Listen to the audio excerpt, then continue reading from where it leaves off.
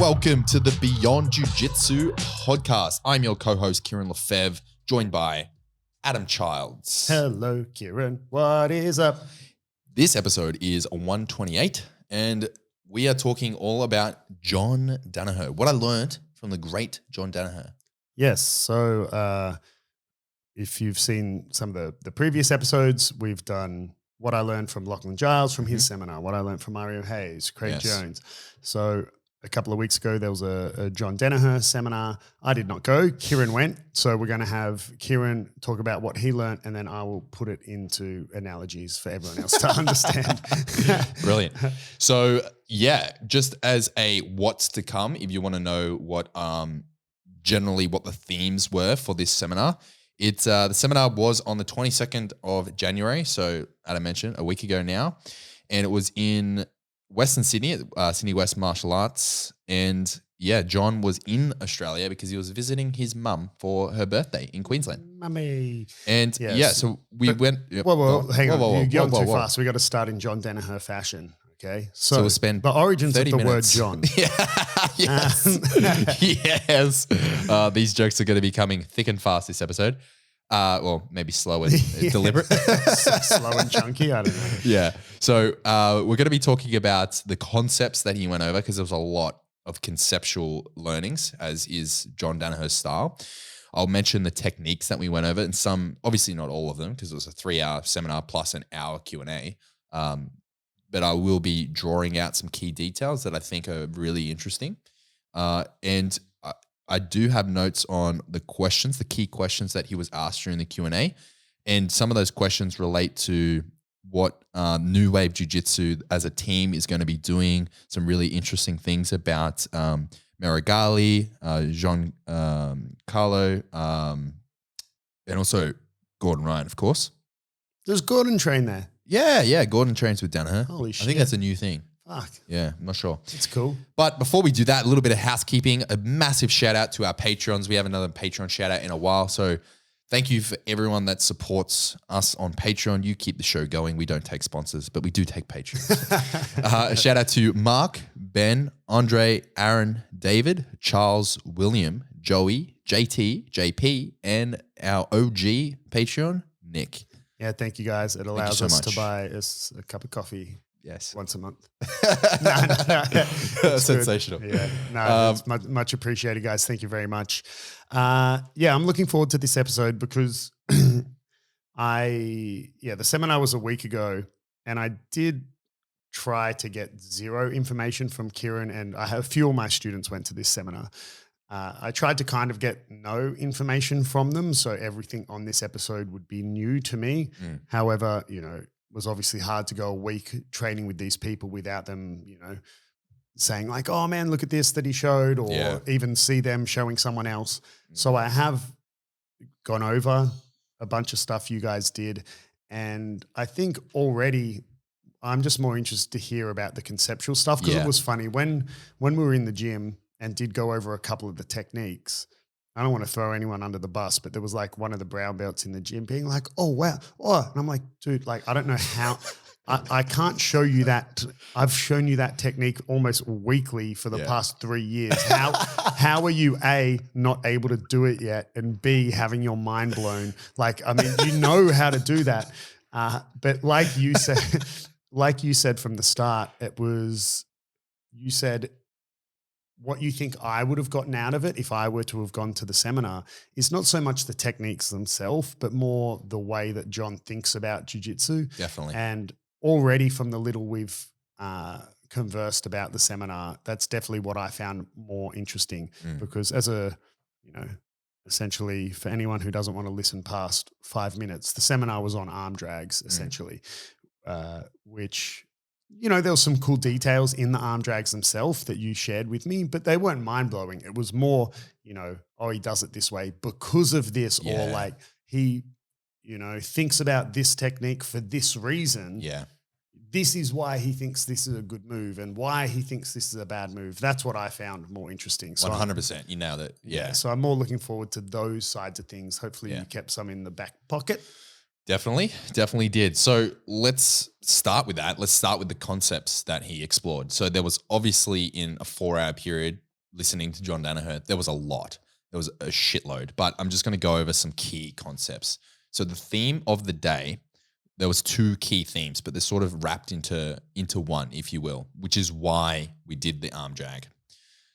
And the first is known as the Pareto principle, or the 80-20 rule, as it's more colloquially known as.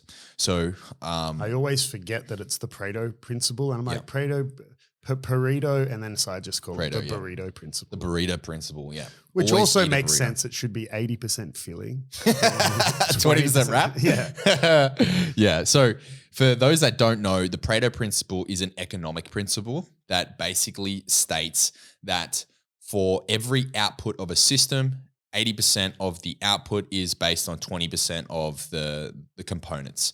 A more concrete example, if we look at economics, because it is an economic principle, we could say that, and this is the example John used, he said he knows nothing about the Australian tax system, but he knows that approximately 80% of the tax would be paid by 20% of the taxpayers. So you can use this principle and extrapolate it out into all systems. It's like a naturally occurring distribution of all systems. Now, the reason that it's 80-20 is it doesn't need to be exactly 80, exactly 20. Some systems it's 90-10 or 95-5. And that still is a representation of the Pareto principle. It's basically that most of the output comes from the fewer components. Yeah. So to put it into jiu-jitsu terms, to make it really simple, let's imagine there's only 100 jiu-jitsu techniques. Of all the jiu-jitsu techniques in the world, there's only 100 of them. You know, it's like, well, 80% of the successful, highly used, effective, you know, techniques that you see would come from only 20 of those 100. Exactly. You know, so not to say that other 80 techniques aren't useful, but you're 80% of the time, you're going to see only those 20 techniques. Yeah. It's kind of if you put it into jiu-jitsu terms. Exactly. And you can even extrapolate this in, people do this in business. It expands, the concept expands outside of economics into all areas. But obviously John has taken this principle and applied it to accurately to jiu-jitsu. And if you want to learn more, I read a book on the 80-20 principle by Richard Koch called The 80-20 Principle. Oh, wow. Groundbreaking name. Yeah. So is he like an economist, I think. But is he like, has this principle been around for? Yes. So he's not the dude who coined it. Koch? No. Okay. It was Pareto. Okay. Which is some economist in I think like the 80s or some shit, not maybe even Greek dude. Nah, fuck it.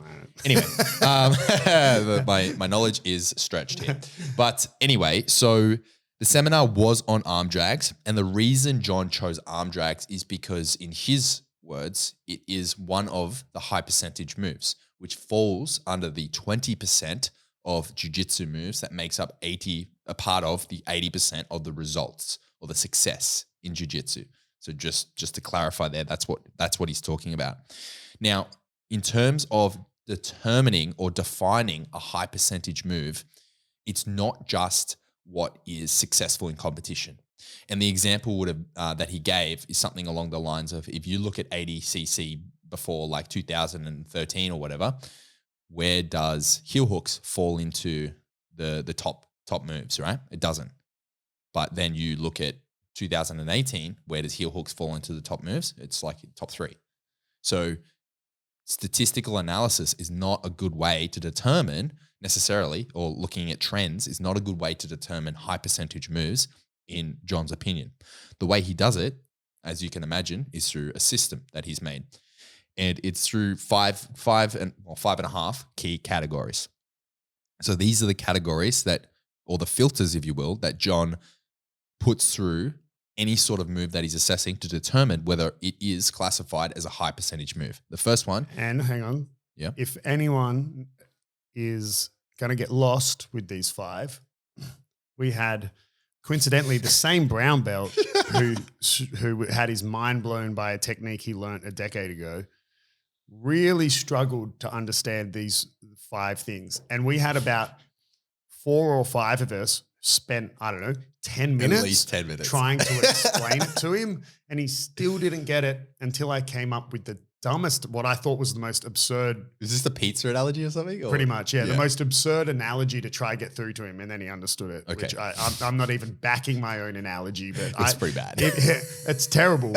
But if for some reason this still makes no sense to you, Okay. So the first category is the move. The move needs to be mechanically strong. And that makes sense, right? So if we look at a heel hook is very mechanically strong. If we look at something like, I don't know, maybe a wrist lock, not as mechanically strong. Yeah. So a wrist lock would not be a high percentage move, whereas a heel hook would be under that one category. The next, which is I think maybe your favorite of the list, is simplicity. It needs to be simple. Doesn't mean that it's necessarily easy.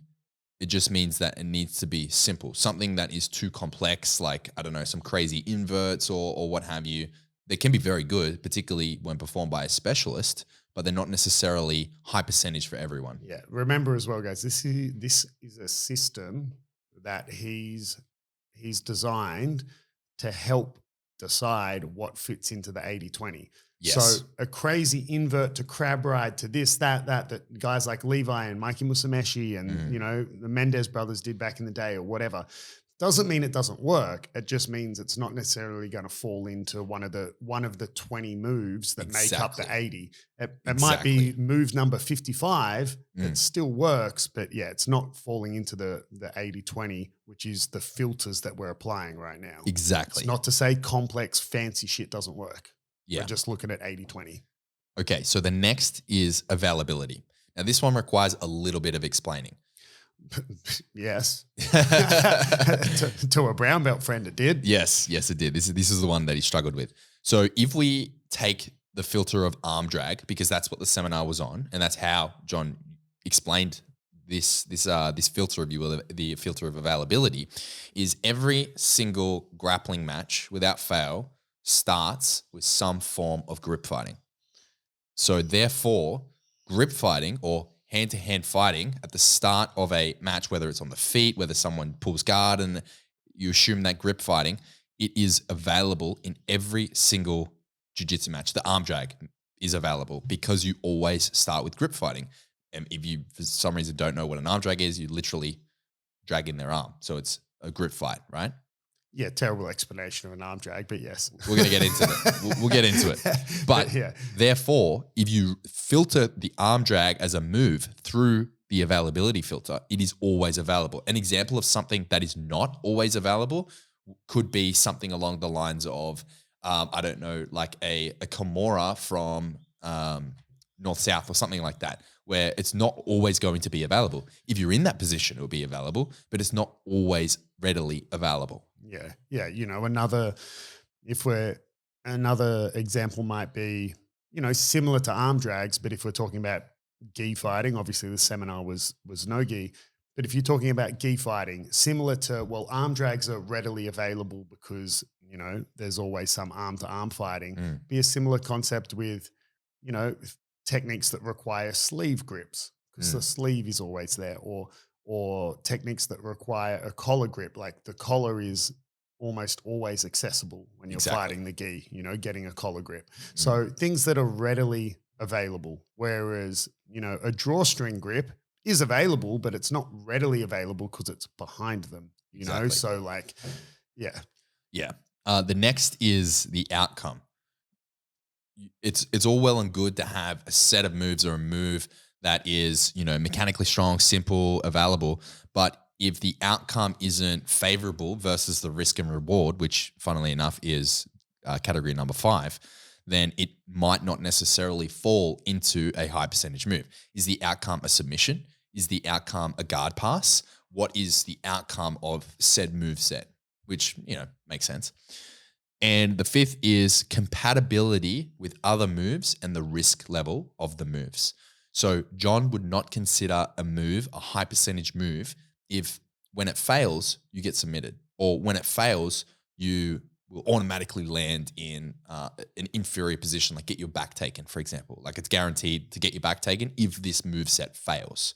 So he talks about these high percentage moves always have some backup plan that is very robust. Yeah. So let me give you a very concrete example of the opposite of this Okay. filter. And remember, this filter that doesn't make any sense if you're not combining it with the 80-20 rule, right? Yeah. We're looking at techniques that fit in the 20. So a perfect example of what would not make it through this filter would be a buggy choke. Yeah. Right? Because it's not readily available. You're not always side control on the bottom, right? So that already doesn't make it through that filter. You could argue even to some degree, it's compared to other techniques, it might be considered complicated, but compared to others, it's also incredibly simple to apply. But anyway, it's not readily available.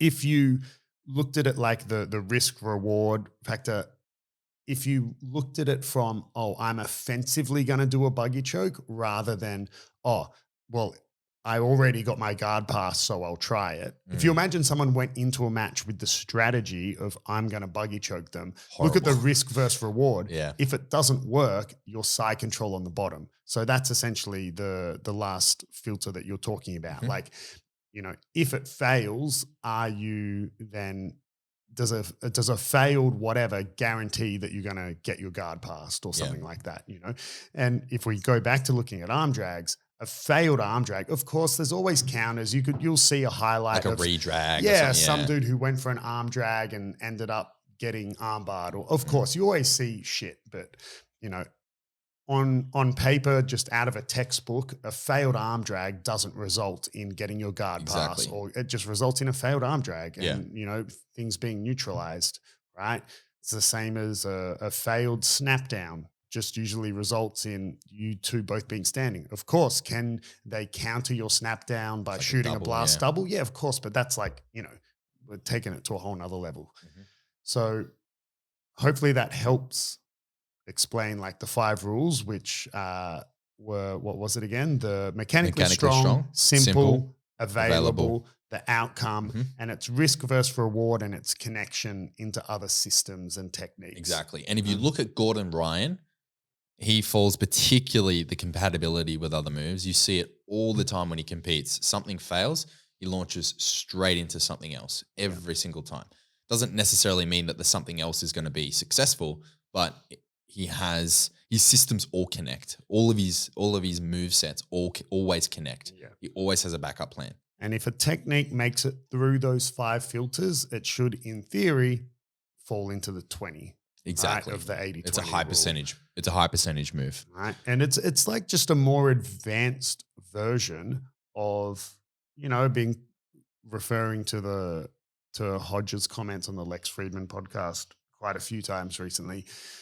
But it's just like a more advanced version of, Hodge's approach of saying just because it's simple doesn't mean it's easy. Just because it's basic doesn't mean it's easy. Like look at fuck man, I never stay up to date with the fancy Japanese names they use for stuff, but essentially a butterfly guard sweep. What do they call it? Sumigeshi or whatever. Sumigeshi. Right? You look at all their variations of a butterfly sweep, essentially, which if it connects is a butterfly sweep, but look at how much Gordon uses that to enter into the saddle or enter into a shoulder crunch sweep or into, like into an armbar, into all those sorts of things, into an underhook, whatever, right? So a butterfly guard sweep on its own, excuse me, is very, very simple, very basic, but it doesn't mean it's easy to execute at a high level against another high level grappler. This is like a more advanced version of that type of, just because it's simple doesn't mean it's easy. Yeah, 100%. So that was the overarching 2 key principles. So you went over the filter of whether or not something's a high percentage move, and the reason he wanted to run it through that filter was based on the 80-20 principle, or the Pareto distribution, if you will. So next I'm going to talk about some of the techniques and try my best to explain some of the techniques. I'm not going to tell you how to do an arm drag, but I'm going to assume that you've seen it before and know the basics on how to do an arm drag, and then share with you some of the key insights that I had personally when John was teaching.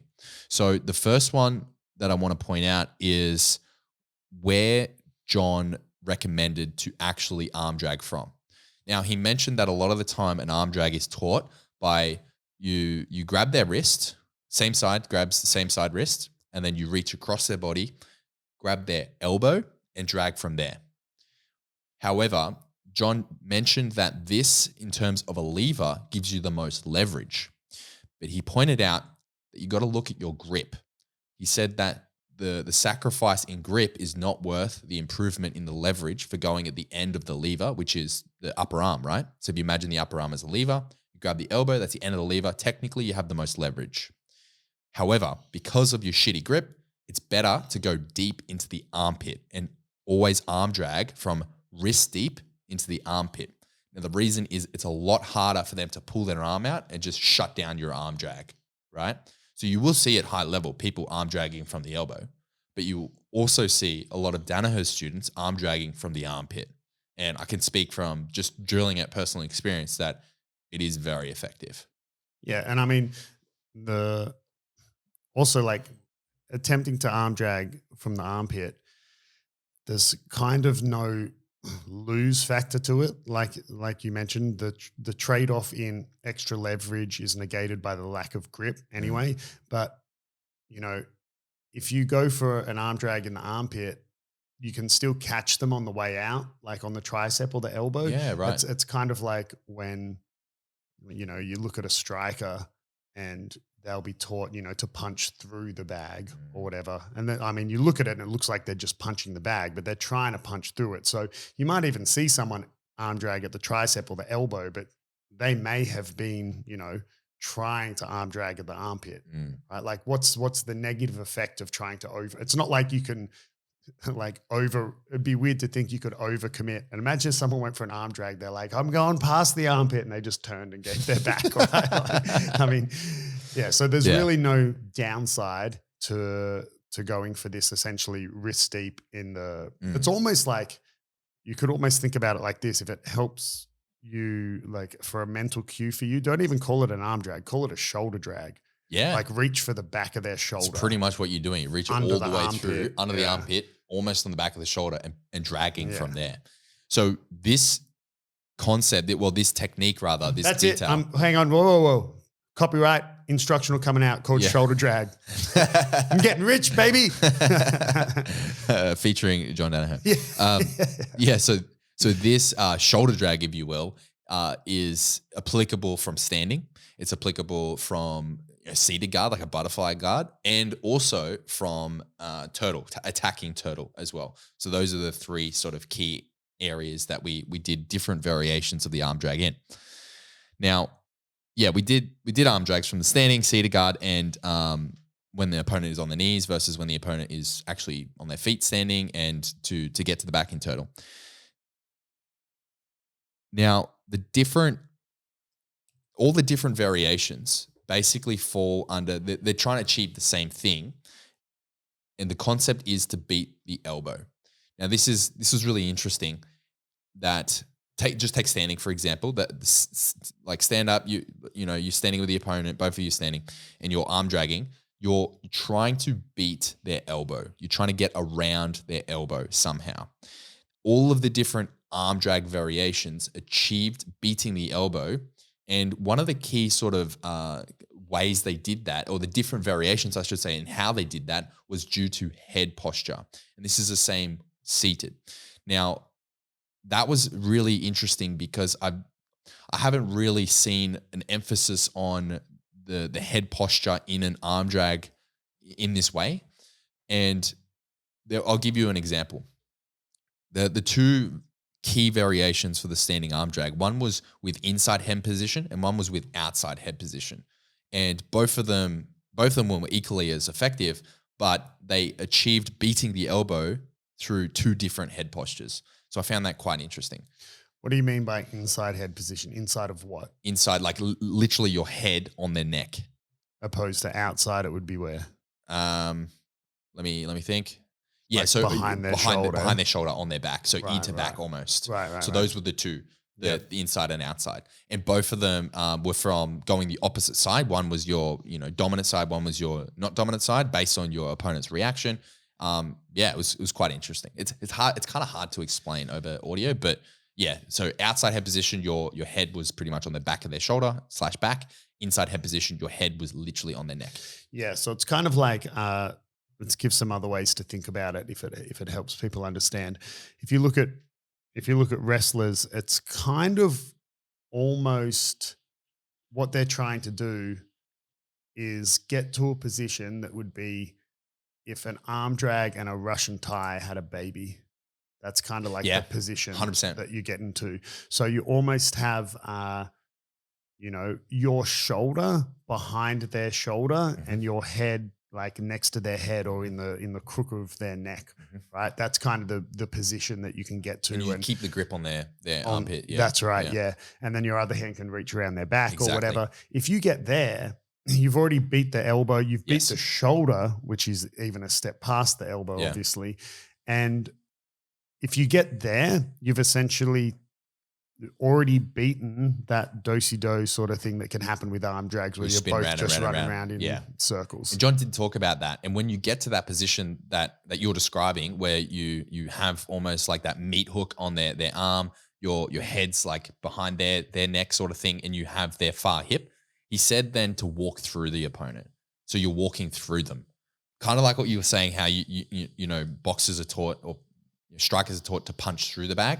He used the same concept, but moving through your opponent. And the amount of control you have is crazy. It's nuts. And then you can even take your opponent in the same direction that the feet are pointing. And that's how you can take them from standing to start breaking them down. Yeah, start breaking them down, get them to a knee. And then there's different techniques that he taught from those positions, which were quite interesting. Yeah, one of the interesting things that you guys were saying that he covered as well was essentially that he is not a fan of the front headlock position. Yes. As in the position, not from standing, not like a snap down front headlock, the position, which I guess he technically sort of the same, but more talking about, imagine if you've sprawled on a double leg and you're on that position where you could attack an anaconda or something. And it was interesting because he essentially said that it's the sort of position that in a country like Australia, you can get away with staying there and attacking. But in the US, where there's so many good wrestlers and, you know, today there's more wrestlers transitioning over to jiu-jitsu, and tomorrow there'll be even more, and the next day there'll be even more. So that front headlock position, when you're on the bottom for a wrestler, they're so good at getting out of that position. So, he essentially said it's not that great from a jiu-jitsu point of view, but also that, started thinking about how culturally different countries you can get away with different shit. Yeah. Hehowever, I will say that, one of his current students, like, Giancarlo Bordoni, has got a lot of really good front headlock controls and a very untraditional guillotine variation that he does from there. And so, it kind of leaves me thinking, all right, well, maybe similar to the 80-20 in the sense that it might not fit through your filter, but I don't think it necessarily means it's a completely terrible position. It's got one of his current students, ADCC champion, who does really well in that position. But anyway, I just thought it was interesting thinking about how in some countries you're going to get punished for something that you wouldn't somewhere else. That is interesting. That is funny. And he did sort of mention that about Australia having almost no wrestlers or not really a wrestling program, so we're not going to get punished. He did mention that. And just to expand on that a little bit, he did spend some time asking the audience about what we think that the number one takedown was when he analyzed freestyle wrestling at a high level. And I'll just give it to you. The number one takedown was a single leg takedown. And then he expanded on that, said, okay, so what do you think the number two was? You heard the typical responses like, oh, double leg, blah, blah, blah. He's like, no, double leg wasn't even in the top 5 or whatever. So the number two was actually the sit through, go behind. Yeah, from a failed single leg. Exactly. Yeah. Exactly. Yes. So in other words, that's how good wrestlers are in that, dealing with that position. 100% from the front headlock. So you got sprawled on, you're in that sort of front headlock position, and the number two takedown was that response from a failed shot. Yeah.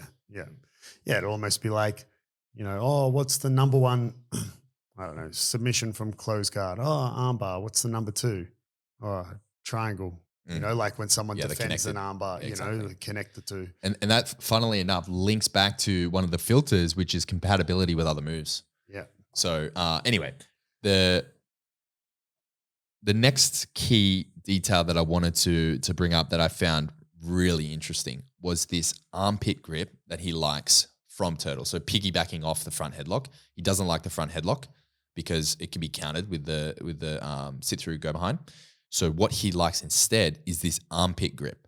Now, what he does, imagine that someone's in Turtle in front of you, and instead of being in a front headlock position with your arm through like next to their neck sort of thing through, you take both arms on top and cup their armpits. So you basically create hooks into their like T-Rex little arms. T-Rex claws. Their little T-Rex claws hooks into their armpits.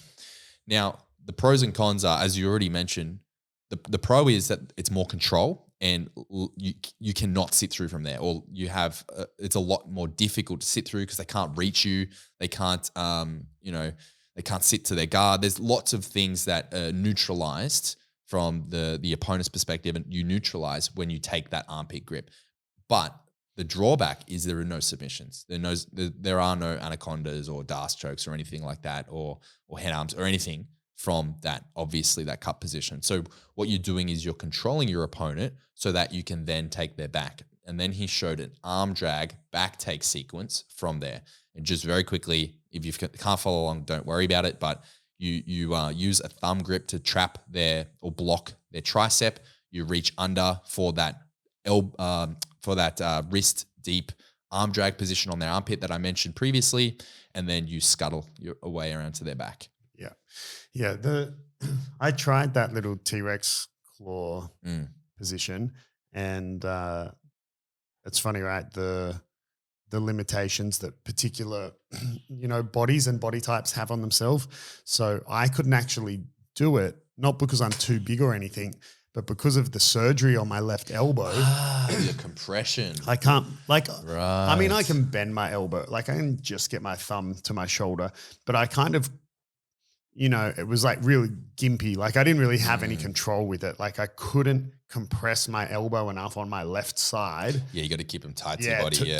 To be in that position. Yeah. Right. So I could do it in a drilling fashion, but in terms of it actually being able to be there and have load on it, as in have my weight on top of my opponent, my elbow couldn't hack it.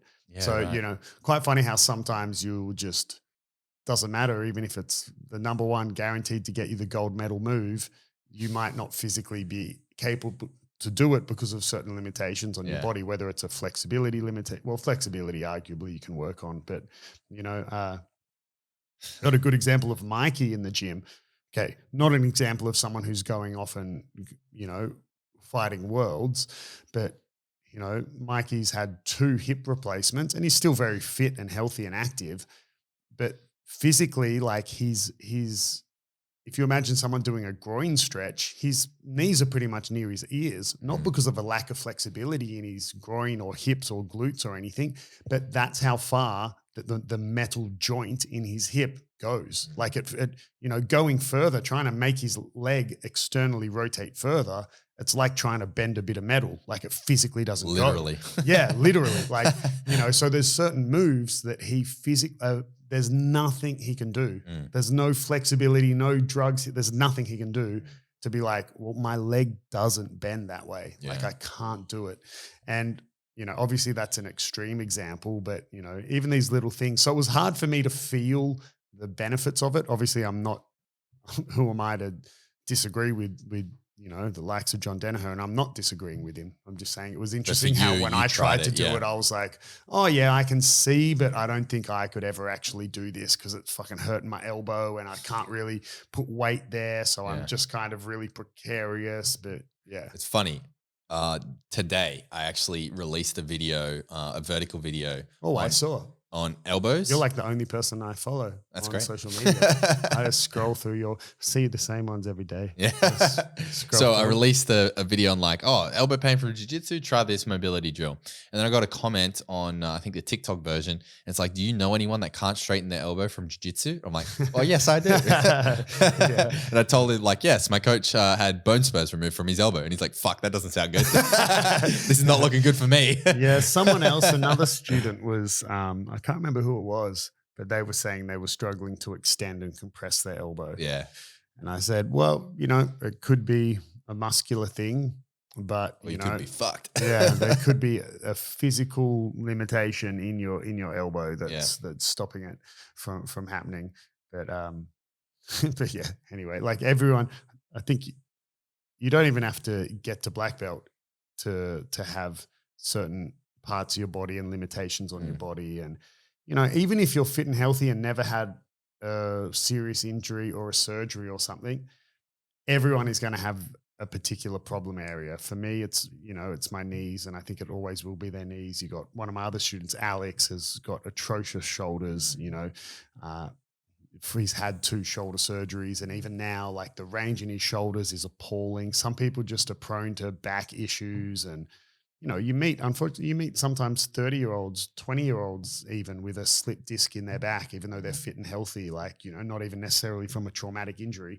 Everyone's going to have their problem areas and limitations in certain stuff. So you can either find, the good thing about jiu-jitsu is there is not any one particular move that if you can't do this, you don't even bother turning up, right? There's so many different, moves that work. There's not one golden goose. And even if there were a golden goose technique or move, there's lots of different ways to do it.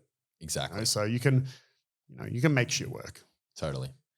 So I'll just end on, because there was a lot more that I wanted to go through, but I want to move on to some of the other sections here. One final one that I have to mention is, let me start by saying that lately, a lot of the top guys have been shitting on the seatbelt. Just saying that the seatbelt position, like you're on their back, you have, seatbelt grips, that it's shit and you shouldn't go for it because, you slip off or it's inferior. So that's what sort of the rhetoric in some circles has been the high level. Yeah, so people are doing like power halves and stuff. And basically throwing the baby out with the bathwater and saying, no, don't do the seatbelt anymore. It sucks. John didn't say that. John likes the seatbelt and said that the seatbelt is a good position, but he brought in the John way a system to it, right? Or a very clear, definitive. This is when you should do it. This is when you shouldn't. And that's what I like about John's style. But anyway, so he mentioned that if the opponent has their knees on the mat, the seatbelt is the superior, generally speaking, when you're on their back or in a turtle, the seatbelt is the superior grips. So you can use the seatbelt. Go for it. However, if their knees are off the mat, as soon as their knees come off the mat into like a tripod position, you have to ditch the seatbelt. You have to go for something like a power half Nelson or for double unders until you can get a power half Nelson. So I found that definition or that the categories really, really interesting. So don't throw the baby out with the bathwater. The seatbelt's still a good position, a good control, and a good way to take the back, just not when they're in a tripod. Yeah, if you're at risk of slipping off, then double unders, power half or something like that. But, even if you still don't agree with the seatbelt, well, like use your power half to take the back and then switch to what? A seatbelt. Exactly. Right? It's still a grip and control that you use once you're on the back. Yeah. So, it's very difficult to go from a power half straight to a rear naked choke without passing through a seatbelt first, right? Yeah. So even if you're not a fan of a seatbelt as a means of taking the back, whether your opponent's knees are on the mat or not, a seatbelt control, the grip, how to use a seatbelt in terms of back retention is still essential, like because it makes up the majority of your upper body control and grips when you're on someone's back. Look at the elite levels. Like Gordon Ryan, does he use a seatbelt? Yeah. All the fucking time. All the fucking time. Look at Giancarlo, I think finished most of his fights in ADCC by rear naked choke on the back. By the seatbelt. And I haven't gone through every single back take from all his matches, but has a really good ability of breaking people down from that back exposure position. And, whether he used a power half or a seatbelt to take the back is not the point I'm making. Like once he's on the back, people use seatbelts, bro. Like, yeah, 100%. They save lives. Seatbelts save lives. Yeah. Buckle your seatbelt. Yeah. And then, I'm not going to. Yeah. Anyway, I was going to say something else. Carry on. So there were a lot more, like obviously, but if you want more details, go do his seminar. Go do the seminar. Yeah. So next was really interesting. We actually went over time by over half an hour in the seminar, and that was in the Q&A section. So we spent a long time in Q&A, and I've picked out a couple of questions that people asked that I think that you will all find quite interesting. So I'm going to go through maybe a little bit more rapid fire onto some of the questions that were asked and his responses. Now, these are not all technique. I took out all the technique ones, and it's more concepts and some new wave jiu-jitsu and what the team's doing, the likes of Gordon Ryan and such. Okay, so the first question is kind of a suck-up question in my opinion. It was like, how do we learn from your instructionals, John? So he spent probably 15 minutes talking about the history of his instructionals, how the deal with him and BJJ Fanatics like came about, and blah blah blah, and how he like revolutionized instructionals. But the whole point is John is aware that his instructionals are very, very long, and he's aware that some people, if they try and sit down and watch it in one hit, will get bored out of their tits. And he said, "Don't do that. Jiu-jitsu shouldn't be boring. Don't watch my instructionals until you get bored." He literally said, what you should do. But I'm only 2 minutes in, John. He literally said that you should watch the instructional, and this goes for any instructional, until you get one key insight. Once you get one key insight, take it away and apply it to your training. Once, if you like get unstuck or it doesn't work, go back to the instructional and review it. Once you've mastered that, watch until you get another key insight. So these should be a library. He kept bringing up this term library a lot. This is a great piece of advice because I've always, I don't want to say it. No, I was going to say I've always made fun. No, that's not true. I've never understood the compulsion that some people have to own absurd amounts of instructionals. Because let's take that exact thing that John said and apply it to one of his many instructionals.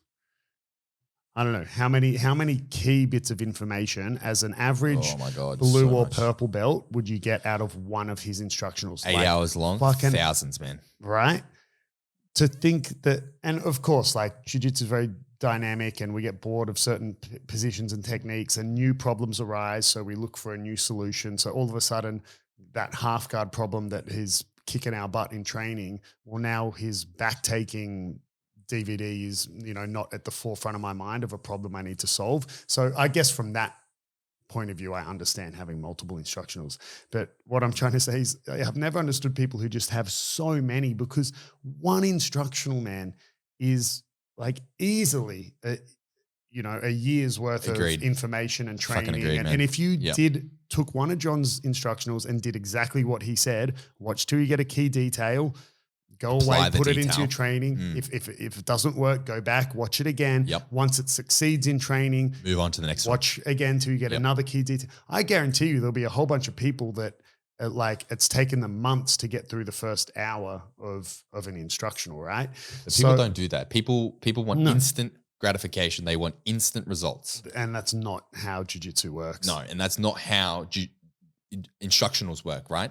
How many people do you know that have watched like 10 plus instructionals, and then you ask them for a key detail in the fifth one, they've forgotten it all. Yeah. Because they didn't consolidate it. Yeah. And it's not even about drilling. Yeah. It's just applying. Yeah. And they, exactly. And they, there's just an overload of information. So it just kind of goes in and out. It's like just, it's like just reading a million books and then being expected to recite every single one of them, opposed to having one or two books and reading them over and over and over and over again. Exactly. So literally he said, watch in short bursts, look for insights, Once you have one, stop. Take it to training, come back when it fails, or once you've mastered it, for another insight. It should take you 6 to 12 months, realistically, following this method correctly, if you're around that, white, blue, purple belt level, to get through one of John Danaher's 10-hour instructionals. Yeah. Obviously, the more experienced you are, the less likely Exactly. every detail is going to be a new piece of information or a key detail for you. But yeah, if depending on your experience, fuck man, so much information in there. Yeah. Yeah. So next question was how do you structure your lessons? This interests me a lot because I've always said I can't watch his instructionals. They're too painstaking for me. And, Are you watching them in short bursts?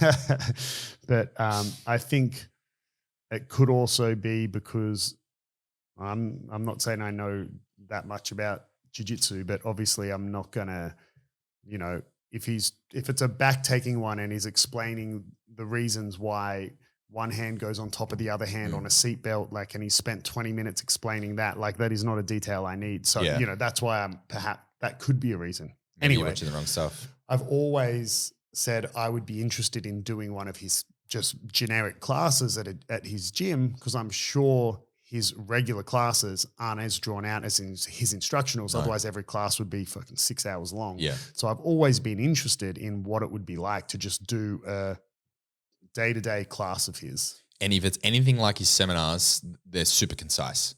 The man can speak. We know that. But if you only have interacted or seen John Danaher through his instructionals, and again, they're 8 hours long and designed that way on purpose, then you may get a warped perception, because his seminars were, it was kind of like multiple classes back to back to back. They're very, very concise. So the way he structures the first thing he said is he does not do warm-ups. No warm-ups. If he's teaching white belts, he might take them through warm-ups to teach them basic positions and movements, right? And he was very clear with that. White belts need to learn basic movements. So therefore, you do that in the warm-up. However, he said anyone above blue belt, you should know how to warm yourself up. And he said warm-ups achieve two things depending on the warm-up. And this is pretty much across the board in all jiu-jitsu academies around the world. They're either too difficult, like wrestler-style warm-ups, and people take pride in how difficult their warm-ups are for some stupid reason, and you spend 30 minutes doing push-ups and fucking whatever else and burpees and just getting smashed for 30 minutes, and then you're tired. Or they're the same 10 movements over and over and over again, and they're just boring as fuck. And the result of both of those styles of warm-ups, either you come to the lesson portion either very fatigued or bored out of your brain. And he said those two states are the two worst states possible for learning. And I found that super interesting. Yeah, I agree and disagree with that. Because it really does depend who you're teaching. And I think the logistics of the average person running their gym, if you would ask me this question while I was still living in Brazil, or if I had just moved back from Brazil, I would have been like, yeah, I 100% agree. Because I trained and worked and lived at a full-time competitor's gym, right? Similar style gym as John's, right? Yeah, where prior to the class, I didn't need a warm-up because I had already spent the last 2 hours drilling technique in my free time. Yeah. The last thing I needed was a warm-up, and I was about to go into doing 10-minute rounds. So I didn't need to do a warm-up for conditioning because my conditioning was about to come. A warm-up made no sense. But I think for the average gym and the average gym owner and the types of people, the weekend warriors or, the 45-year-old dad who, has got 3 kids but wants to start jiu-jitsu and, I think whether you were going to say it or not now, but I've heard you say, he expects his athletes to warm up, themselves up or arrive warmed up. That doesn't apply to the 9-to-5 banker who barely makes, runs in the door 2 minutes before class with still in his business suit. Like he didn't have time to warm up.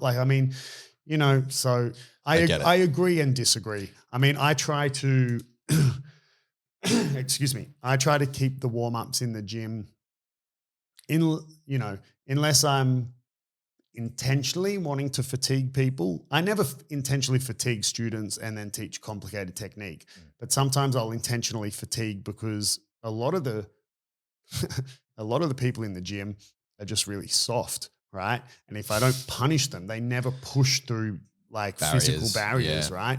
A lot of my students, when I'm wanting them to be training hard and rolling hard, they're mid-roll, giggling, and it's like, let's fucking go, bro. Let's train. So sometimes I like. Or my favorite is the stall before, like you slowly find a partner, the time's still ticking, like the timer went off. You're like, oh, hey man, like, you ask them a question, any injuries, and you ask them a question or something, and then like a minute and a half, 2 minutes into the round, okay, let's start. Yeah. And then you fuck around, establish a guard for the first 30 seconds, and they're the but worst. I think like a warm up with a bit of joint mobility is never a waste of time. I agree. And sometimes, sometimes you would have seen this. I'll just go, okay, guys, like just give me one set of hip escapes, technical stand up, shoulder roll, and back roll. Or you even go warm yourselves up for the next 5 minutes. Yeah. Particularly if it's comp class. You're like, fucking sort yourselves out. We're about to start. Yeah. But he did go on to say, like, to apply a little bit more context, he said that he uses his drilling at the start as a warm up. So he'll start with lighter drills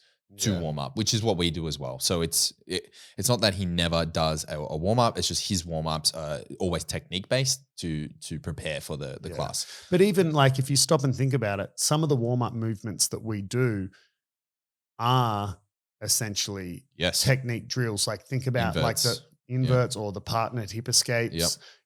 Sitting up on the single leg. Like these are techniques that have been extrapolated into a warm-up, so Anyway, so agree, and I don't think disagree is the right word. I agree with him, but there's Yeah, totally. And then now to get into the meat of it, how he structures this class in classic John Danaher style. He has a system. Yeah. So his classes are based on 3 simple questions. This is classic Danaher. I loved it, dude. I had the biggest smile on my face the whole time. Anyway, these are the 3 questions when he's teaching a move. Why is this important?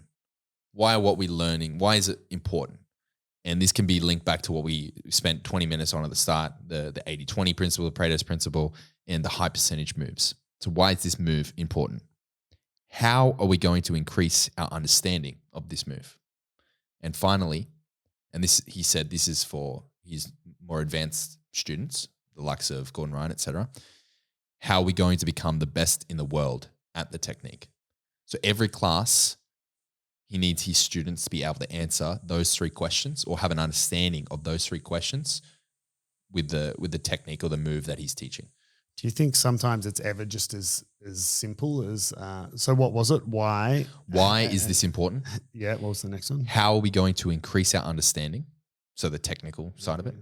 And how are we going to become the best in the world at the technique? Okay. Do you think it's ever so how are we going to increase our understanding? Obviously, by learning the move and its applications and its pros and cons. How are we going to become the best at the world at it? Yeah, definitely, the more finer, higher level details of it. But do you ever think it's just as simple as, why is this important? Well, because side control on the bottom sucks dick. That's why it's very important because I don't want to be here. Yeah. I wonder if it's ever just as simple as that. Or I wonder if he's just like, but why? Because my dad didn't love me. Yeah, seriously. No, but I fucking love it. Why is side control a bad position? Yeah, that's what he would do. If he was sitting here right now, he'd be like, yes, Adam, but why? Explain to me why. No, but fucking brilliant. I can put your rashy hoodie on and fuck off. I almost wore a rash guard to this episode. Oh, did you? Yeah, I was going to. You should have told me. We should have both. Yeah, I was going to, but I totally forgot about Space Cadet on it. That would have been fun. It would be hilarious, but I ruined it. And we could have brought our own bum bags. Yeah, yes, that is the fashion. He's some of his. I've never met him, never been to one of his seminars or anything. I shook his hand. So obviously he appears to have some quirks that are very low hanging fruit to make fun of. Yes. But obviously, the man's brilliant. He's fucking brilliant. Anyway. So then, did he mention So, you know, He did go then into did more he detail, say, yeah. okay, but like, so no warm up, Yep, no warm-up. or some drills as the Answer warm the up. 3 questions. And then he went on to, okay, let's look at the structure, sparring, etc. That he wants his students, he has an emphasis on positional sparring. And that makes sense, I right? like this, man.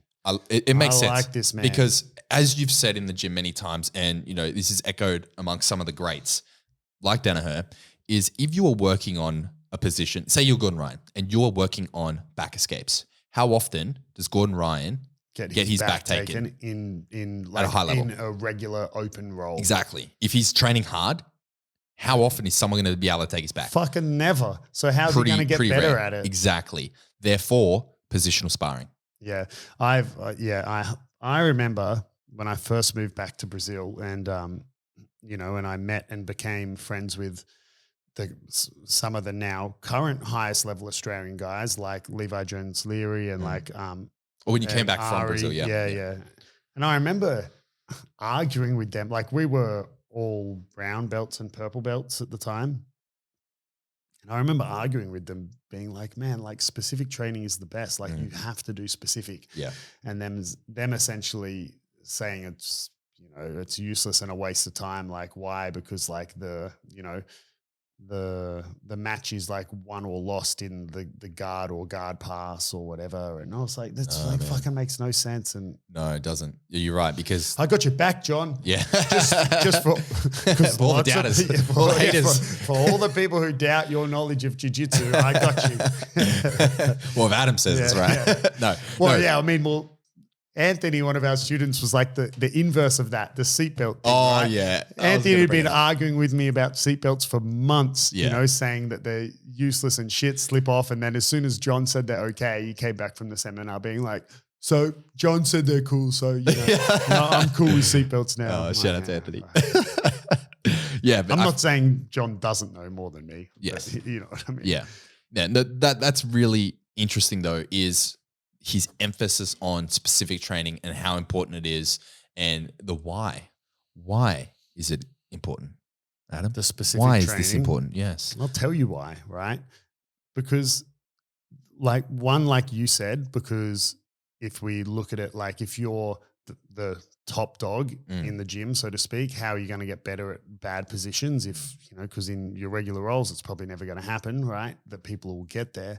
But it's also just increasing your number of repetitions statistically. So let's say it's the opposite. Maybe I want to get better at submitting you from when I take your back, right? And even if I'm better than you, let's say we're both black belts, so it's not like it's a black belt versus a white belt. It's still, you know, not like I'm instantly going to take your back, okay? So you and I are training and I want to get better at finishing from the back, and we do a 5-minute roll and I don't make it to your back. Well, I got 0 attempts. Or maybe I make it to your back, but then you instantly escape and then I don't get you to your back again in the roll. So I got 1 attempt. But when we do specific training, I don't know how the time limit John does, but we usually do 3 minutes on top or 3 minutes attacking, 3 minutes defending, whatever the position is.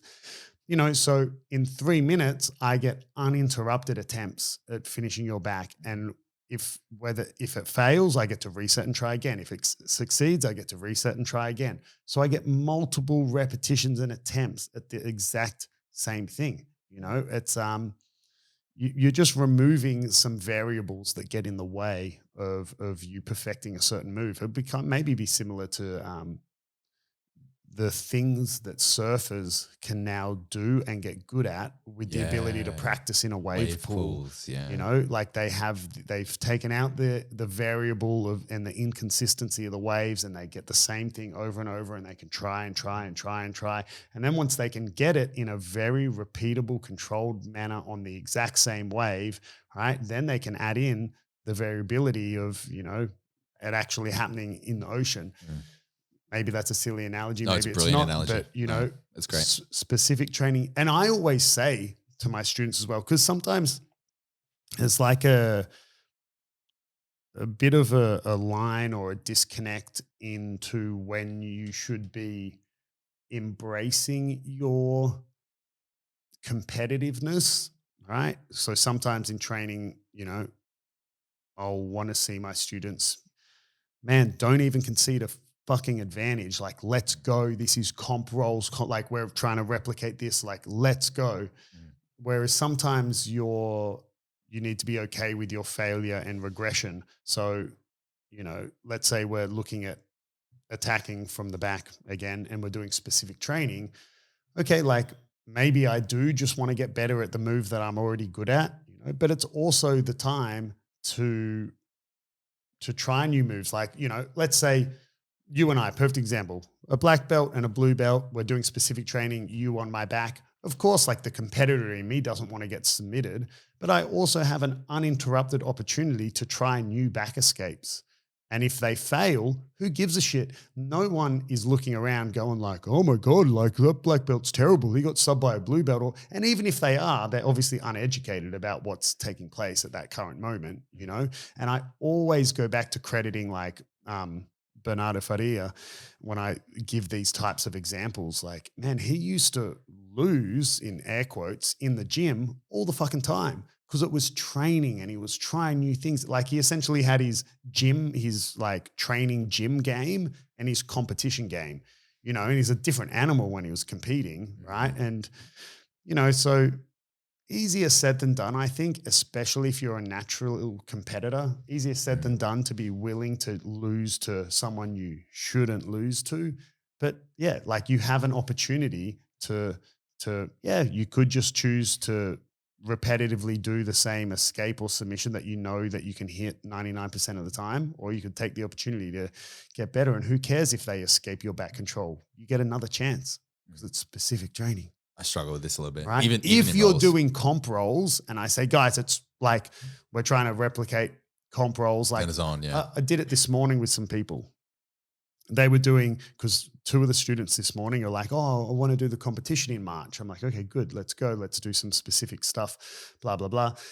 And so I said, okay, we're going to do 6-minute rounds, but I want you to leave, like, yes, you're still training partners. So when I say leave it all on the mat, I don't mean hurt each other. Like, obviously still, if you get a sub, give each other time to tap and, but you've competed. Think about in training, when we do a 6-minute round, and I'll usually give you guys maybe 1.5 minutes rest between the rounds. And you'll typically, quite easily go and do the next round, right? Imagine if a comp, if you only got 1 minute between matches, you fucking can't, right? You just give up. You need way more time than that to recover. So I essentially said to them, guys, 6-minute rounds. If after the minute rest, I said, you're going to get more than a minute rest. But I said, if after a minute of rest time, I look over and you're already ready to go, that tells me you didn't try very hard in that 6-minute roll. Of course. Or the skill differential is too high. Yeah, of course. We can't add in the adrenaline and anxiety that comes with competition. An equal weight, equal skill, et cetera, et cetera, et cetera. Yeah. But there was right at the start, one of the guys, and I said, I'm going to be counting points as well. This was gi as well. So, a bit more sort of standard points that I was looking at.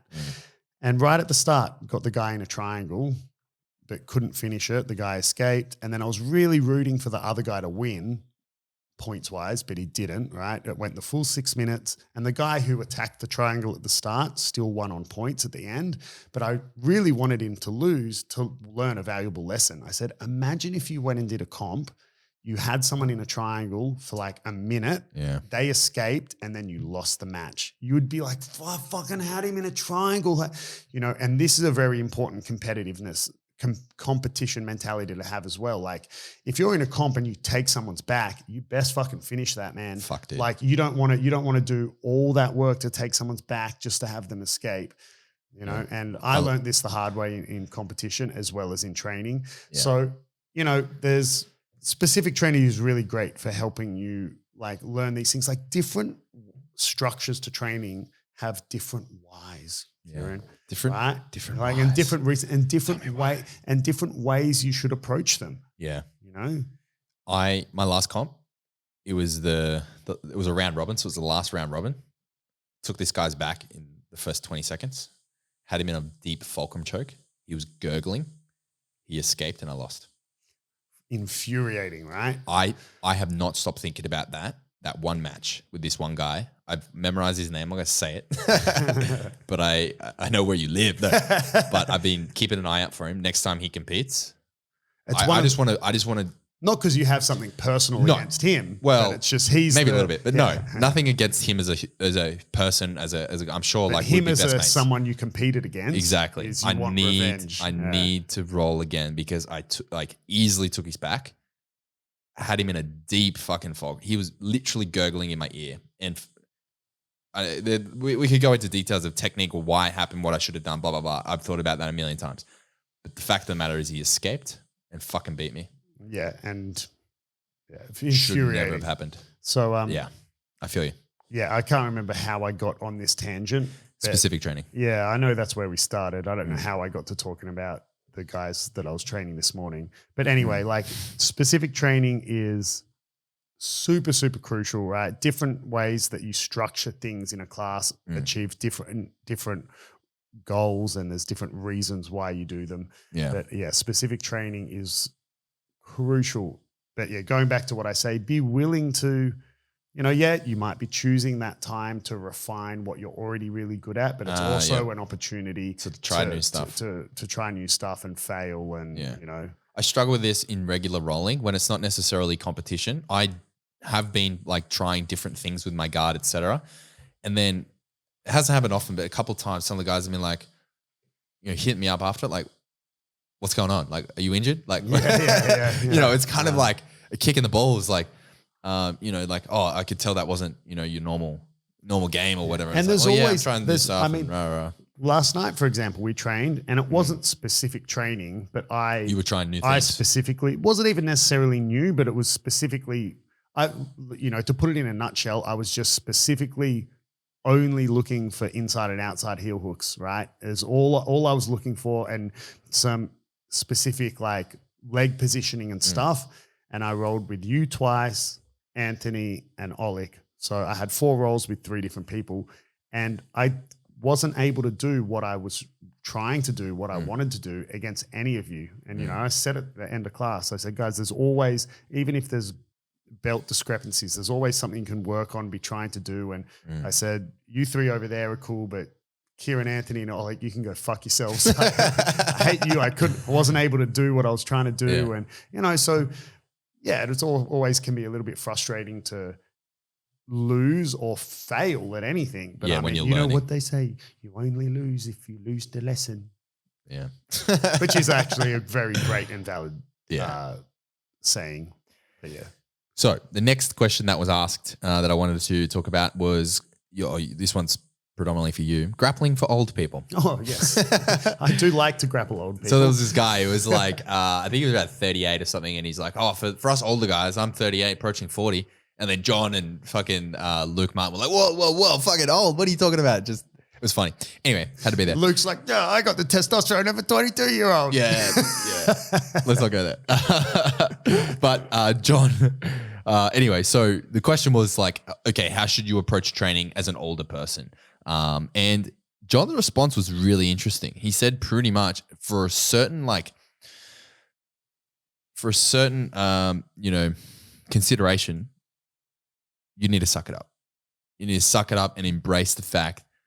His literal words were something along the lines of a degree of mental fortitude is required. Meaning, like you gotta harden up a little bit. If you're old, shit's gonna hurt. There's things you can do to take care of your body. There's supplements you can take. There's nutrition. There's recovery. He mentioned sleep. Make sure you're getting sleep. Recovery is important. Mobility is important. Doing all these things to support your chosen hobby is important, particularly more important as you age. But at the same time, in John's words, you need to suck it up. You need more mental fortitude. But he also said on the flip side of that, be aware. Don't let your mental toughness on the other side of the coin. Don't let your mental toughness destroy your body, particularly when you are, if you're used to if you have a rock solid mind, you've trained a lot of sport, you've done a lot of sport like growing up or like through your youth or whatever, and then you found jiu-jitsu, whatever the case may be. Don't let your mental fortitude destroy your body for no reason, no good reason, particularly as you age. So he's saying, you have to suck it up, but on the other side, don't be an idiot and don't wreck yourself. Yeah.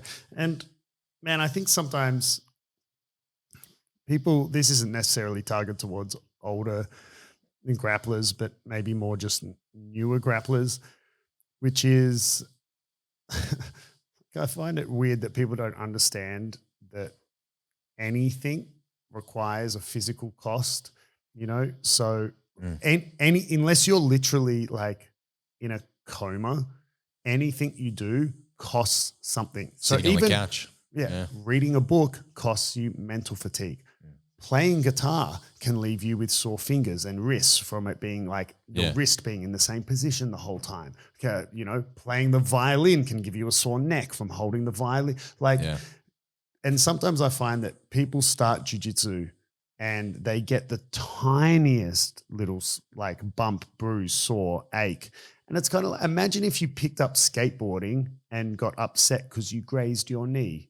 Well, dude, you've started a sport that requires you to fall over on concrete all the time and have a piece of wood slam into your shins occasionally. Like, I mean, like fucking shit happens. So like sometimes you're going to be sore and it comes at a physical cost, you know, like go do an occasional day at an indoor rock climbing gym and tell me your fingers aren't going to be wrecked and sore and cut and whatever the next day. Obviously someone who climbs a lot will have all the calluses and what that takes time, you know, like, so maybe a slight off topic, but it was just fresh in my mind because sometimes I have people be like, oh, but like essentially saying, but I got the boo-boo. Oh, fuck, bro.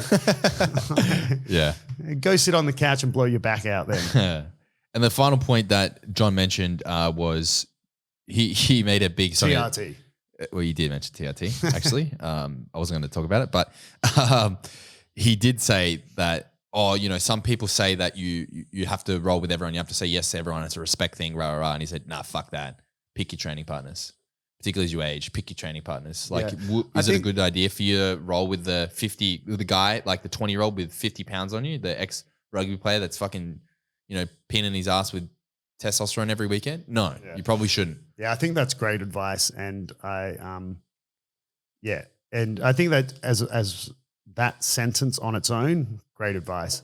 I think contextually, if we give it more context, you know, is also going to depend on your gym. So like that, you might be at a gym that 300-pound ex, you know, rugby player who's on testosterone and wants to be the world champion or whatever, and you're the 150-pound female white belt, you know, that dude might be very lovely and very willing to have a chilled flow roll with you, right? Like, I mean, so it's not as simple as saying, or well, you break your legs. Yeah, right.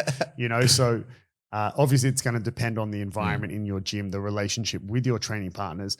But I also think as well, your instructor or coach is a good guide as well. So sometimes I'll see students be like, oh, I don't want to roll with that person, but it's because they've been a pussy. I'm like, no, man, you're going with him or you're going with her, opposed to it being like, oh, I don't want to go with them because I get hurt or I get injured or whatever. Right? I think I have a good gauge on whether my students, like I'll always put their safety above everything else. But I think I can also tell when my students are just being soft and it's like, dude, like, what do you mean you don't want to roll with that dude? You're a purple belt, he's a white belt, and you're 40 kilos heavier. What do you mean? Like, fucking let's go. Like, what are you doing? Like, let's go. What are you scared for? You know, so yeah. Yeah. I've had people turn down rolls, and I mean, not often, so I remember it when it happens, but I've never been offended. So yeah, I mean, yeah, pussies. Next. Okay, so the next question was, now this one's more of a, you know, what's going on with the New Wave team? He was asked about New Wave Jiu-Jitsu and whether or not the some of the key competitors there, the key guys there, are going to be doing anything in the gi this year. And breaking news, it's not that breaking, but Gordon Ryan will be competing in the gi toward the end of 2023. That is what he said. Gordon Ryan will be competing. So that means he won't do Worlds. Toward the end. Yeah. And I think it has something to do with his deal that he signed with Flow Grappling. Right. So he signed a $1 million deal where Gordon Ryan, I don't know the details of the deal. I don't think anyone but Flow Grappling and Gordon Ryan, I think Danaher knows a little bit about the details of whatever. But it involves something to do with the gi, I think. I think that's Right. where this is coming from. So it will be on Flow Grappling. I said ages ago, whether you like Gordon or not, whether you like his online content or not, it's very hard to fault his jiu-jitsu. And even he said like, oh, you know, people came out saying, you know, if you take heel hooks out, I can't win. He's like, then I went and won Nogi Worlds before you were allowed to heel hook, right? You know, at IBJJF competitions. And, you know, and I've always said, man, like, I'd love to see, even though I don't like all his like online trash talk and all that sort of stuff, he is just so good at jiu-jitsu. And I would love to see him go and win the gi worlds just to be like, fuck all you dudes. Like he can't, unfortunately, because he will get flagged for PEDs. If he doesn't cycle off correctly. Yeah. But which then, I'm sure he could. But I mean, you just have to cycle off. Like Kieren just won the Euros. Yeah. Oh, wait. Oh, no, wait. No, Kienen's clean. That's right. Yeah. Right. He's all you got to do is cycle off correctly. Yeah, 100%. Right. Like, so. It's not easy. It's not difficult to. They don't have a testing pool. It's not like a full, you know, WADA/USADA run or program. It's just pee in the cup, and if it's an intelligence test, as they say. How dumb are you? Yeah. So another interesting thing about the gi in New Wave, Giancarlo Bodoni will be competing in the gi this year as well. He has expressed that he wants to compete. I think he's competing at Worlds. Well, correct me if I'm wrong, right? But I believe, isn't Giancarlo actually a Lucas Lepre? Yeah, he is. So he would have trained in the 100%. trained in So the that's gi not for years. It's not like he's a no-gi guy. Yeah, but and he would have competed in the gi. Before. Oh, yeah. You know, like obviously now he's the superstar. Exactly. But Yeah. And speaking of, if you don't know, Giancarlo has a YouTube channel. And he has started posting regularly there again because he has some videos, I think, pre-ADCC. But now he's posting regularly to his YouTube channel. I'm pretty sure it's just called Giancarlo Bodoni on Get YouTube. on that shit. Type it in. It's awesome. His latest video is, funnily enough, something that we've mentioned already in this episode, is how to study instructionals. So it's how to learn and concepts around learning. It's about a 10-minute video. It's really good. That syncs up with his new instructionals that have come out. Exactly. Buy his instructionals and subscribe to his YouTube channel. So shout out to Giancarlo. Love that guy. Anyway, he'll be competing. And Marigali, in Danaher's words, has a master plan to compete in gi and no gi. So this year, in 2023, expect a lot from Marigali. He's going to be fucking busy. He's already a very well-established gi of fighter. Course. That's no surprise to anyone. I've always said, like, I would love, like, I would just like to see someone do the uber duper win everything in a year. Like, well, were they calling that now the super slam or whatever it is? I don't know. Like Cobrinha did the super grand slam or whatever, which was he won Euros, Worlds. Pans, Worlds, Brazilian Nationals, and ADCC. That's huge. Right? Imagine, and I've said this before. What could you add to that? Well, no, I've said this before previously on on other episodes. Imagine if Gordon Ryan won Euros, Euros gi, weight and absolute, right? Euros no gi, weight and absolute. Pans gi, weight absolute. Pans no gi, weight absolute. Worlds, right? Jesus weight Christ. absolute. You know, Brazilian Nationals. Weight absolute, Brazilian Nationals, no-gi, weight absolute, and ADCC. And then win no-gi worlds as well, weight and absolute. I said that. Imagine that. Like, so that's like.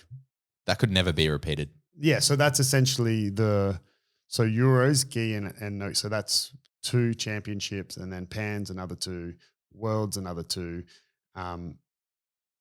Brazilian Nationals, another 2. So ADCC. that's 8 tournaments plus ADCC. And the super fight. Right, and the super fight, so 10, and then if you say you're doing a weight and absolute as well, like imagine that. That's essentially like 20, like the top 20 gold medals. He's got to win all the brackets through that as well. That's like insane. Imagine that would be like I'd love to see it just from a fan point of view. Like he'll never do. I mean,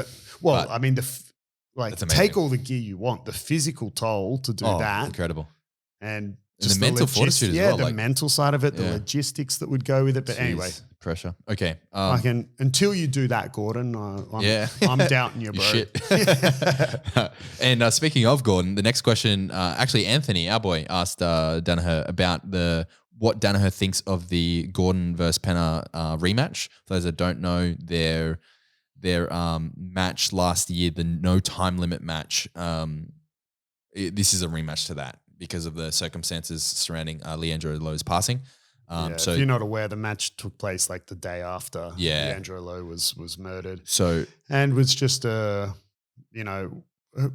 going to whose fault it was. Should it have got ahead, not gone ahead. But anyway, Pena went ahead with the fight, but tried to change some details. Didn't have a halfway through the fight. There's a lot of essentially controversy. tapped out, being like, nah, man, I'm done. Yeah. So the rematch, Danaher basically said that compared to their first match that was like 6 years before this no time limit match, there's been like 6 months between the last no time limit and this current one that's coming up. Therefore, in Danaher's view, because they're both well established, there's going to be no change in their technical ability. Their jiu-jitsu is not going to change. So we're not going to see anything from a tactical standpoint. What we will see is a strategic change, meaning that they're going to come in with a different overall game plan. So the techniques are the same, but how they implement those techniques is going to be different. Now, for those that aren't up to date with, the current social media world of jiu-jitsu, Felipe Pena has been spending a lot of time with Andre Galvao at Atos, and even Craig Jones dropped by to give them some bee cream.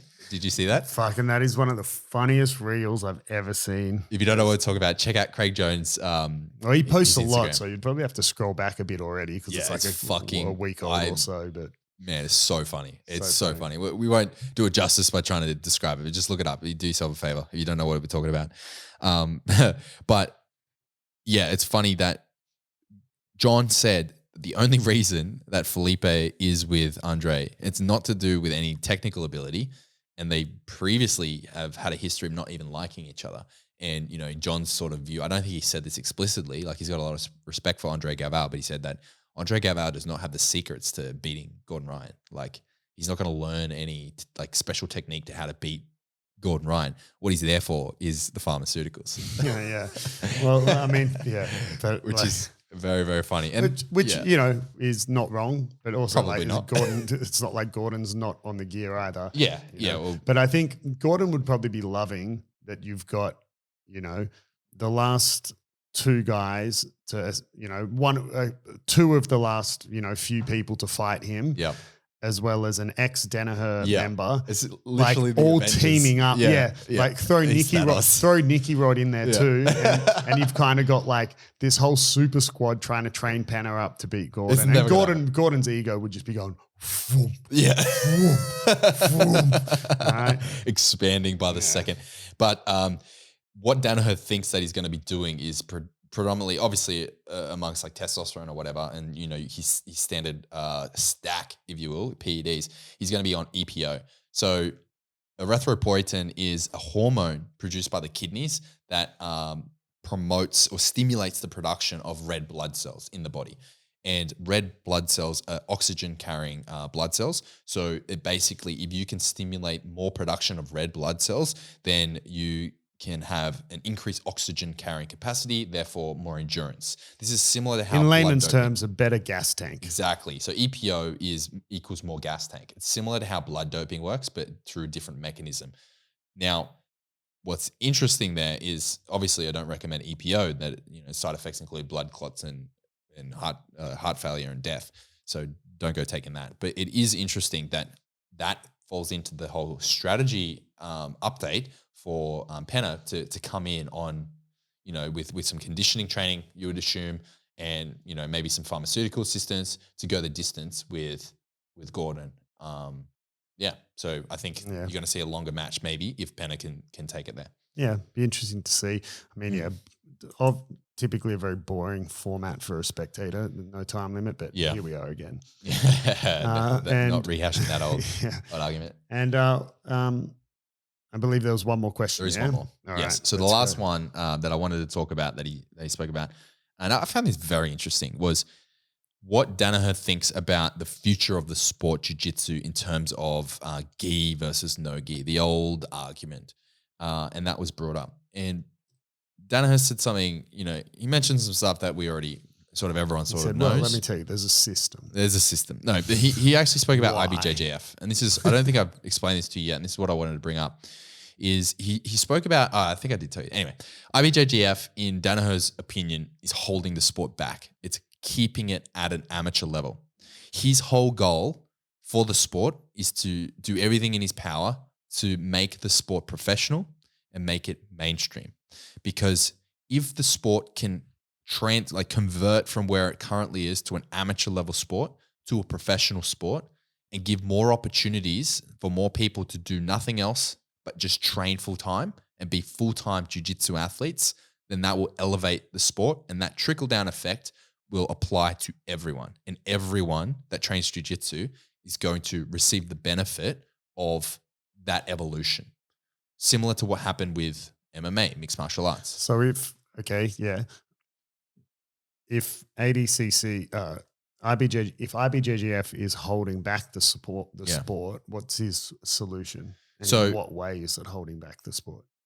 Excellent questions. We need to ask ourselves why. Yeah, why? Yeah. So the IBJJF, the way, an example of how it's holding the sport back is how they run their competitions. And a lot of competitors will complain, or not complain, but voice this similar opinion. IBJJF charges people to compete. Yes, they do. And it's that format, that model, that is never going to lead itself to be a professional organization. Because if a high-level competitor needs to compete a certain amount of IBJJF competitions, then they need to pay all of those entry fees just to be able to compete. Yeah. No one's paying them to compete. They need to pay the organization to compete. And obviously your fees go toward, holding the event or whatever. There's no prize money involved. Yeah. There's no money there. No one's paying them. There is money, but if you look at the Pareto principle, it's 80-20. So more than, I would say it's, in this case, it's more like 95-5. That 95% of the money in jiu-jitsu is going toward the top 5% of competitors. There needs to be an organization that is pushing it to be mainstream.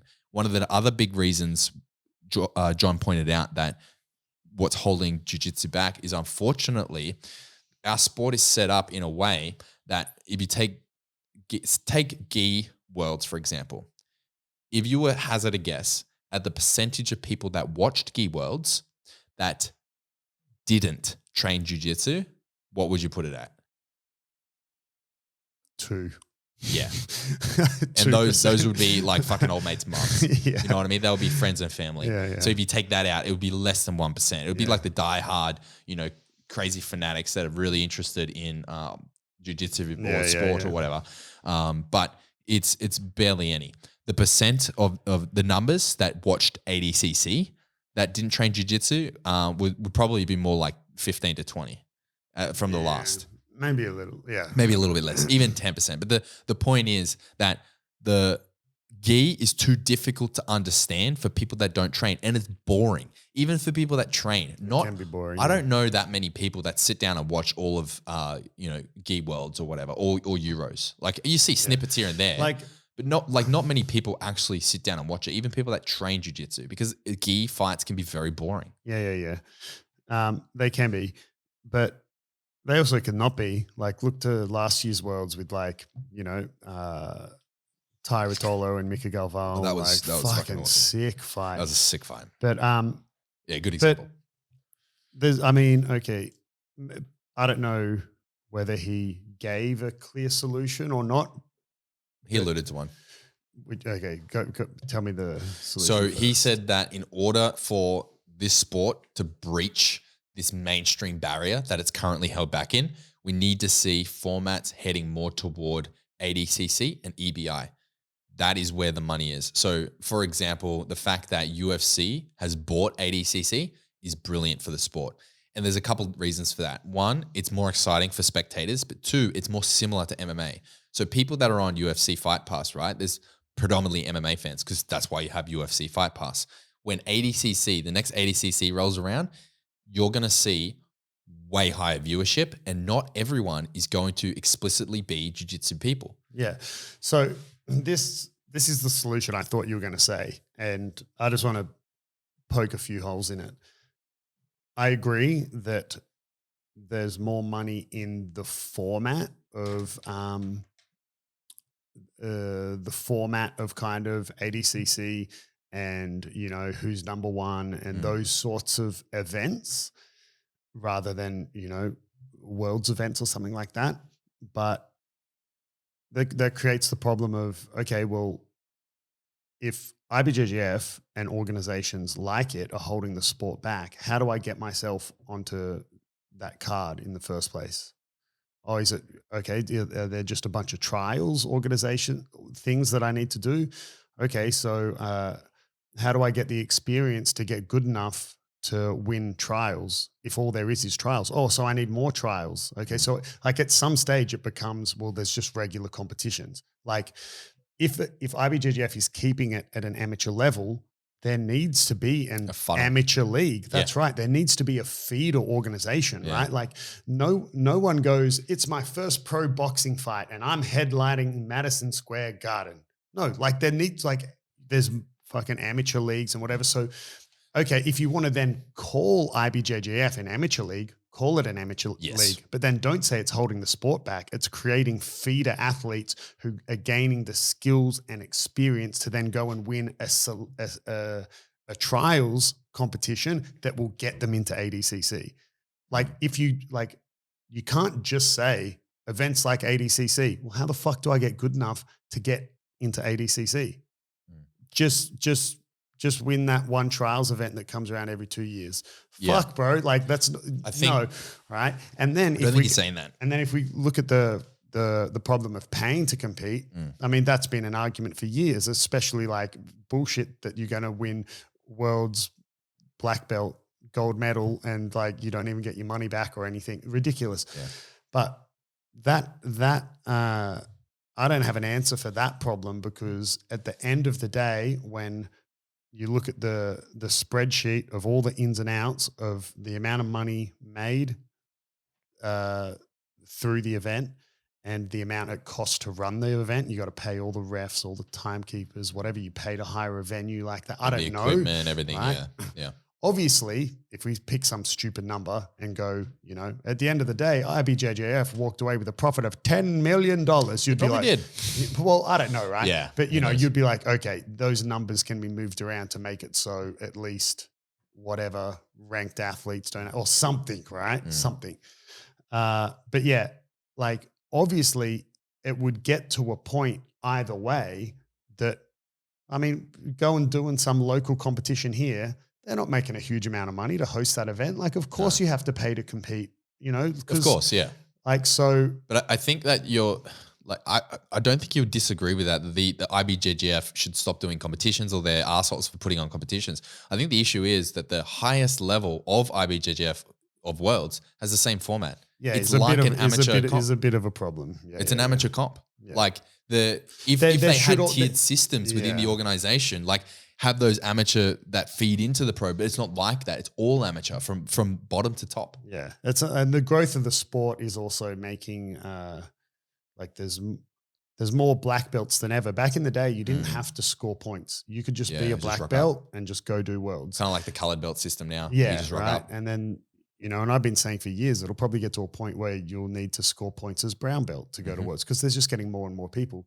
But yeah, like I don't know. Yeah, have another tier or have some sort of separation between the amateurs and the pros. You could just, to put an arbitrary line in the sand, you could essentially say, the black belts are the pros and all the colored belts are still considered amateurs. Sure. Yeah. Right. So maybe at least make the pros have a different format where they don't have to pay and whatever, like make it a bit more prestigious. Like these are, even change the way that winning world championships as a team works at the Worlds. This has been known for years that Worlds as a team, like saying it's Alliance being 13 times world champion, Gracie Barr or Atolls, right? Like it's been known for years that Worlds as a team is won and lost at the colored belts. So for those who don't know, a blue belt, white belts don't count. White belts count, your people. Whew. Cover my tracks first, right? But there's no such thing as a white belt world champion. Yeah. Like it doesn't count towards the points for the team. A blue belt who wins gold at Worlds scores the same amount of points for his team as the black belt who won the absolute division gold, right? Those two medals are worth the same amount of points for the team. So it's whoever has the most numbers. To some degree, yeah. There are, you can only have 2 competitors per division, like, but still, so it kind of I agree with if we go into it in a bit more detail as to ways they're holding the sport back. That could be one way, right? There's no real distinction between the professionals and the amateurs. No. But there does need to be, like you can't just go, it's just ADC and all this. Well, how ADCC, how do you feed into that? Well, the way you feed into that specifically with ADCC, and this is by my instructional. this is unfair because this is like brand new, just happening this year. ADCC has started an amateur league. So they are having hundreds of competitions held around the world, and they are going to feed into trials, and trials is going to obviously feed into ADCC itself. So do you need to pay to compete? Of course, in the amateur league? It's an amateur league, right? Yeah, so, yeah. You still need to pay, but that's the thing, right? You still need to pay to compete trials. Yeah. But if you win, you obviously get your money back, and you get I think there may be a cash prize, I'm not sure. But anyway, you get a ticket paid to Vegas. Yeah, and then you don't have to pay to compete obviously. At ADCC. Yeah, and then you don't get paid. The same way, I mean, I guess if we just to put it in a nutshell, imagine if you have to fucking pay to compete at UFC. Exactly. You know? It's the same. But obviously there's organizations and smaller fight things you do to get to the point. Bit different, like UFC is kind of like you get scouted or you win a reality TV show like The Ultimate Fighter or whatever. Yeah. But there's no trials. But that's the same as how it works with UFC. You have to make a name for yourself. You get scouted. That's how you end up in the UFC. Yeah. I wouldn't be surprised if in the next, in 5 years from now, we're having a conversation, and because UFC has bought the streaming rights to ADCC, I wouldn't be surprised if in the future they set up a grappling league through the banner of ADCC with the same format, and it's similar to the UFC, how they have what Who's Number One tried to establish but sort of didn't really. It sort of failed. And I wouldn't be surprised, because if it has the name ADCC, it has the weight behind it, that it is recognized as the premier jiu-jitsu league. So if you rank number one at X amount of weight on the ADCC ranking list, then you are number one in the world. Similar to in UFC, if you're number one middleweight in UFC, you're probably the best middleweight in the world, despite the fact that there's Bellator, that's right. There's ONE FC, there's all these others. And I think that that we'll also may see ADCC be competed in a cage as well to make it. Yeah, I was about to say that. Like what ONE FC is doing, because fans from MMA are used to seeing that and want to see it, because fans for MMA are becoming more and more educated with the ground game and grappling through many different reasons. But I think that and they don't want to see the constant rolling out of bounds and the fight stopping. I don't think anyone wants to see that. I support it. Fuck it. Keep it going. Put it in the cage. Yeah. Yeah. So, I mean, a lot to unpack. I mean, even one of those, the technique part of this episode, obviously a bit hard to go over verbally, but even just every single one of those questions in the Q&A that was asked to John, you can see how easily he could take up 10, 15 minutes talking about it. Yeah. We could have done a whole episode probably about each question. Yeah. Lesson structure. There's a fucking episode. Yeah, 100%. Fucking, gi versus Nogi. There's an episode that we've done and can do again, because the argument kind of keeps evolving.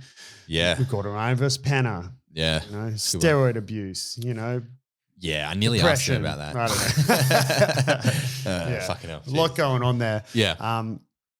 But yeah, closing thoughts or a recommendation, or how many stars out of 5 for the John Danaher? 6 out of 5. It was 6 out of 5 stars. I think my biggest key takeaway from the seminar, with the exception was how shit your current jiu-jitsu coach is. Tell me about it. He's terrible. No, definitely not. There was a lot of similar things that you're both, doing. I think that the biggest sort of the biggest difference between me and John? You got hair. I was about to say I'm growing my hair out.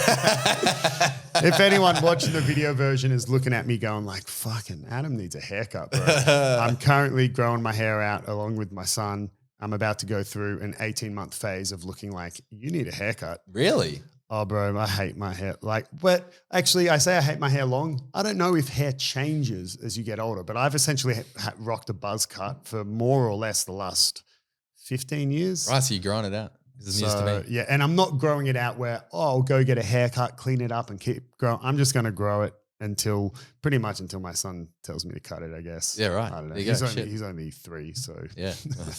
Ruled by a 3-year-old. yeah, Let's go. that's my life. Yeah, but I think just closing thoughts on the Danaher thing. It was what I expected and wasn't at the same time. I think that I underestimated his ability to communicate concepts and how I would take those away. I thought I'd get more I'd take more of the techniques away, but which I did. I did learn a lot.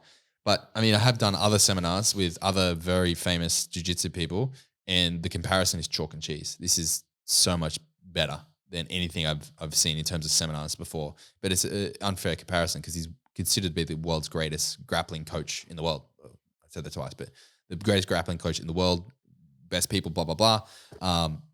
He's got a lot to teach, but at the same time, what else I realized, and I told you this, off air, is he's just a person. He's just a guy. He's just a fucking dude. He's just a dude, man. He's just a fucking dude. That reminds me, bro, one of the guys at the gym, I'm not going to say his name. He does listen to the podcast every now and again. So maybe he'll bring it up to me in the gym because he'll realize I'm talking about him. Anyway, he's going to the UFC that's in Perth in February, right? And he managed to get backstage passes or whatever, which is sick. But dude, it was so fun. I've never seen someone look so from my point of view, cringy, embarrassingly starstruck because he was like, I'm getting backstage pass, and I might get to meet Craig Jones. Just Craig. He was like he almost Craig couldn't Jones, he almost couldn't structure his sentence. That's crazy. He was looking awkward in his face. I'm like, bro, they're just fucking people, man. That's the thing, man. I spoke to John, I met him. Go meet, I don't know, fucking Brad Pitt or Mike Tyson. They're all just people. Yeah, I mean, shit. Because I've brought this up to you before. We've spoken about this, and you've had this opinion. They're just people because you've met a lot of, very famous jiu-jitsu people. And I've always been like, I don't know, rah, rah, rah. I'd be starstruck. But when I met him, I mean, I thought he was a nice guy, blah, blah, blah. But I wasn't awestruck. I told him about my YouTube channel that I make videos about him taking the piss and stuff. And he thought it was funny. I just had a chat with him, and he's a dude. He's just a guy. Just a person, man. Yeah. I guess I get that some people get starstruck, but it doesn't make sense to me. No, I'm more on your side now. The only time I've ever even approached a celebrity was when I still worked for Alliance and I was at the Masters Worlds in Vegas. And if you don't know the Masters, it's kind of like a 5-day convention. There's all booths set up. So Alliance had a booth, I really want to go. The Hibero brothers had a booth set up. Fuji had a booth that Travis Stevens was at the whole time. So anyway, the Hibero brothers had a booth set up, and it was just Shanji and Salo hanging out there most of the time. And, so I'm walking back and forth past them fucking all day, for 5 days. And at one point, when his booth wasn't busy, I just stopped and said hello. And hey, Salo, my name's Adam. Just wanted to say hello. I'm, one of Fabio's black belts. I work for Alliance, and I know that you and Fabio go way back, and just wanted to say hello. Nice to meet you, and blah blah blah. And that was it, right? That was the whole conversation. That's the closest I've ever been to being ooh, a celebrity. Yeah, but I would be so embarrassed to ever kind of ask someone for a photo or something. I mean, if I'm at a seminar, I don't mind it because it's I love getting photos. We're here for this occasion, right?